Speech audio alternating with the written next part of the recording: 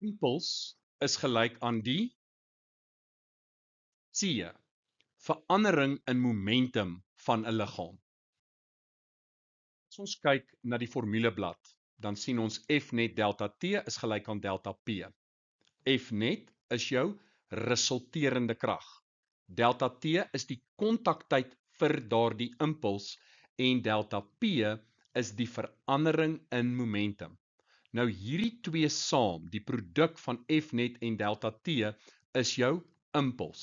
En dit is gelyk aan die verandering in momentum, wat C is. Dit kan nie die aanvanklike momentum of die finale momentum wees nie, want ons kyk na die verskil tussen daardie twee. En dan ook die tempo van verandering in momentum. Dit kry ons as ons die formule herskryf as F net gelyk aan delta P op delta T. Dan deel ons met delta T en dit is die tempo van verandering in momentum. Maar dit is nie gelyk aan die impuls nie, dit is gelyk aan die resulterende krag.